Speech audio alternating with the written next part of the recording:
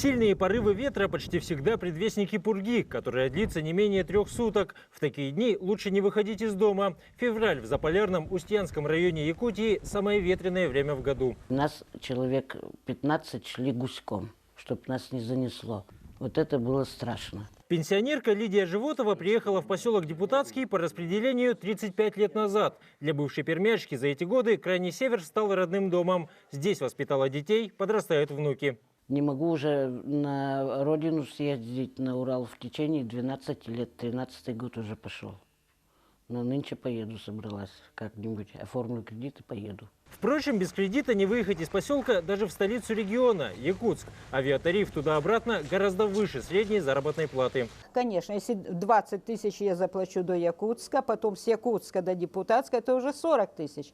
А за что ж тогда ехать и куда-то дальше отдыхать? И никак не могут этот вопрос решить. Отсюда и возникают очень большие накладки. Это ж нужно платить и за килограмм багажа. Альтернативы воздушному транспорту нет большее время года. Самолетами завозят одежду, промышленные товары и продукты питания. Стоимость килограмма в зависимости от авиакомпании в пределах 170-190 рублей. В итоге цены в магазинах отличаются от материковых в несколько раз. Чтобы сварить борщ, надо 1000. Сейчас уже между собой тут смеются, говорят, что 1000 это уже не обойтись. Купить кусочек даже мяса или тот же окорочок, капустинку, морковочку, все это самый минимум, это около 2000 выходит борщ.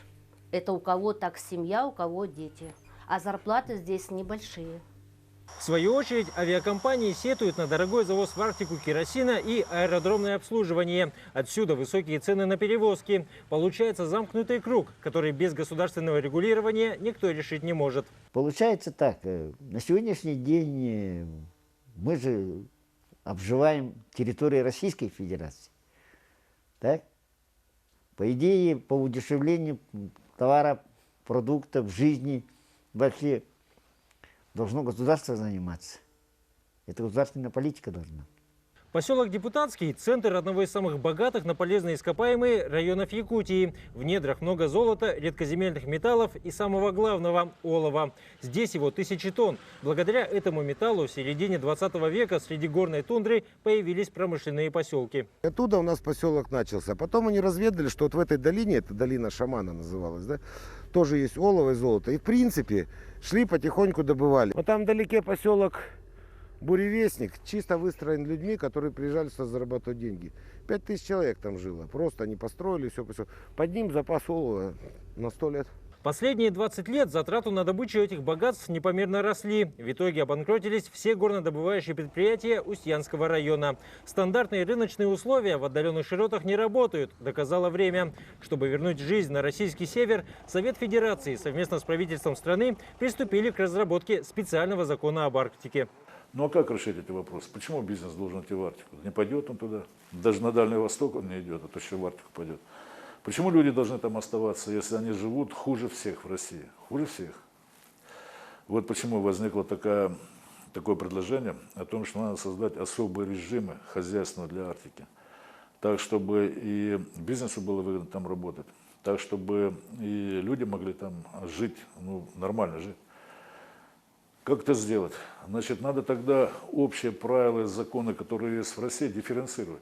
Сделать их особыми для Дальнего Востока и еще особыми для Арктики. Закон, по мнению авторов, должен стать гарантом комфортной жизни вдоль побережья Северного Ледовитого океана, защитить интересы населения и поддержать производство. Например, новое предприятие по добыче олова, богатые залежи которого при внимании со стороны государства способны вернуть жизнь в один из самых труднодоступных районов российской Арктики. С учетом сложившейся ситуации импортозамещение особо важно в нашей стране. И добыча олова – это тоже одна из составляющих независимости нашего государства в целом от того, что происходит в мире. Слухи о возвращении оловянщиков на ручей-терехтях дошли и до глубинки Устьянского района. Коневод Кирилл Климовский с ностальгией вспоминает времена, когда все население села Сайлык снабжало продуктами рабочих шахты. После ее закрытия уехала молодежь и выросла безработица. Теперь ВЭН уже к осени обещает утроить поголовье лошадей. Главное, чтобы старатели вернулись. Нам нужно выращивать своих табунов, лошадей, коров, свиней. А им нужно золото. Мы друг другу не мешаем. Не должны мешать. Первопроходцы оловянной промышленности смогли организовать одно из крупнейших в мире металлургических производств, живя в палатках среди арктической пустыни. Современным зачинателям будет гораздо легче. В наследство оставлены каменные дома с центральным отоплением и социальные учреждения, которые помогают скоротать полярную ночь. Вот сейчас у нас на улице минус 40, пурга, а дети у нас плавают, приходят. Это очень важно и очень даже хорошо. В бассейне тепло, светло. Единственный бассейн за полярным кругом Якутии восстанавливали 2 раза – в 1993 и 2001, когда из-за аварии на электростанции замерзал весь поселок. Не стали отогревать лишь опустевшие дома, что в случае необходимости всегда готовы сделать. Благо, опыт имеется.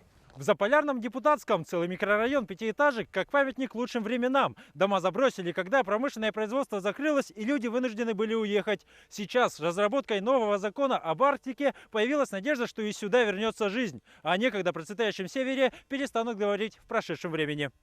Дмитрий Макаров, Владимир Ермаков, Вести, поселок Депутатский.